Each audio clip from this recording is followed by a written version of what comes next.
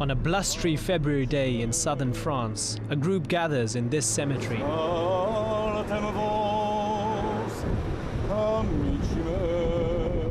They are here not to grieve for a recently departed loved one, but to mourn the loss of the former French colony of Algeria, and to remember those who resorted to violence to keep it French.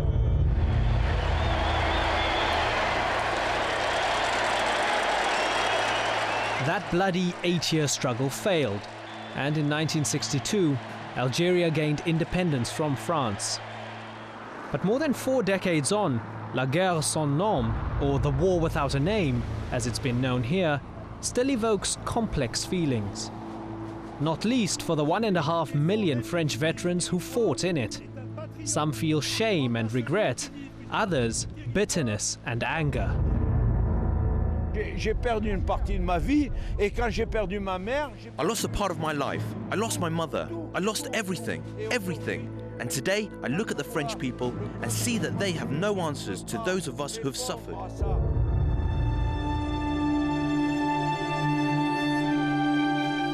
Algeria, Africa's second largest country, was colonized by the French in the 19th century. But unlike the neighboring French protectorates of Tunisia or Morocco, Algeria was considered French territory, legally a mere extension of mainland France itself. And by the mid-20th century, it was home to over 1 million European settlers. While they enjoyed the privileges of French citizenship, the overwhelming majority of the population, Arab and Berber Muslims, reaped few benefits from the French presence. The majority of the native population didn't have the same rights as those held by a French citizen. There was a contradiction between those supposedly egalitarian republican principles that France was supposed to be importing to Algeria as a colony and the reality. In 1954, a group of Algerians determined to end France's colonial rule and achieve independence turned to violence. On November the 1st, the recently formed FLN, or National Liberation Front, launched attacks across Algeria against French military and civilian targets. For the French authorities in Paris, the FLN's aim of independence for Algeria was unthinkable. Troops were sent in to clamp down on what was regarded as mere civil unrest. And even as the violent rebellion escalated in the coming months into an all-out conflict, France refused to admit it was entering into war. War can only take place when two clearly distinct national groups are concerned.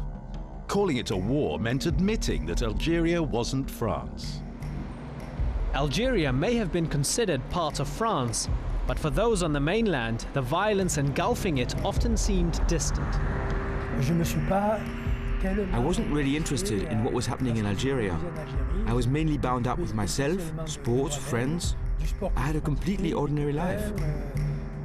But Jean-Pierre's life was soon to be touched by events across the Mediterranean Sea. Every Frenchman had to carry out military service. We owed it to the state. If we didn't, we were considered traitors, cowards. So one day, I received an official letter calling me up, and I went, just like that, without asking myself too many questions. But on arriving in Algeria, uncomfortable questions about the French mission were difficult to suppress. On one side were the few Europeans living in the region that had a lot of money. On the other was the Algerian population, which had almost nothing. This meant that I started asking myself questions concerning their reasons for rebelling, wondering whether their action was in fact justified. Many young soldiers sent to Algeria were deployed to villages in the countryside to root out FLN influence at any cost. 2 or 3 other soldiers and I found ourselves face to face with 2 FLN fighters. Guns were fired on either side, and they were wounded. I stopped shooting to wait for reinforcements. Then other soldiers arrived, and one simply killed one of the FLN fighters. I'll never forget that. It remains an open wound. Other veterans too remain traumatized by the scenes they witnessed as young conscripts. To this day, I still dream of disgusting scenes. For example, at the end of an operation, we'd captured some prisoners. They weren't dead, but we had to do something with them. I have in my mind, it's not voluntary, the image of our special forces just gawking at them with disgust, and then going to have a beer. Then some harkies were paid to come along and cut the prisoners' throats with kitchen knives. The word harki has come to have the derogatory connotation traitor, but it originally referred to the Muslim Algerian forces that were recruited by the French to fight against the independence movement. Abdelkader HAMOUMOU was one. He says he joined the French after the FLN tried to kill his father, and claims that neither side had a monopoly on savagery. I once saw an old woman, and I was sure the FLN would kill her because she had insulted them. A few days later, I went with my mother to collect feed for our animals, and I found a piece of flesh. I showed it to my mother, and she told me it was a piece of the old woman's skin. Despite an increasing number of troops and tactics which included the forced resettlement of large swathes of the population, the French proved unable to crush the independence movement. And at the end of 1956, the FLN hardened its stance, launching a campaign of urban attacks, which inaugurated a new chapter in the war, to be known as the Battle of Algiers. Bombs were planted in student bars in which there were young Algerians, not just French people. And an exploded bomb means people wounded, killed, blood, fear. Such bombings were often carried out by Algerian women dressed in Western clothes, a tactic which sent the European settler population into hysteria. France reacted harshly, deploying its 10th Parachute Division, headed by General Jacques Massu, to Algiers in an attempt to prevent any further attacks and stop a general strike called by the FLN to garner international attention to the independence cause. General Paul Aussares reported directly to General Massu. We heard that the independence movements of Algeria, they would organize a strike. The governor and General Massu agreed that we would stop that strike at any price. You understand, at any price. That price included degrading forms of torture practiced by General Massu's Parachute Division as they swept the streets of Algiers' ancient Muslim quarter, the Kasbah, in an attempt to identify and break FLN cells. I gave orders to get any possible information. So some of the people in charge used torture. I knew they had partial torture, yes, I knew.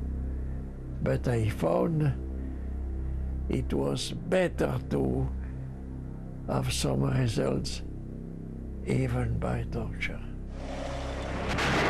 General Aussares insists that the coercive methods of interrogation, including torture, were sanctioned at the highest levels of the French state.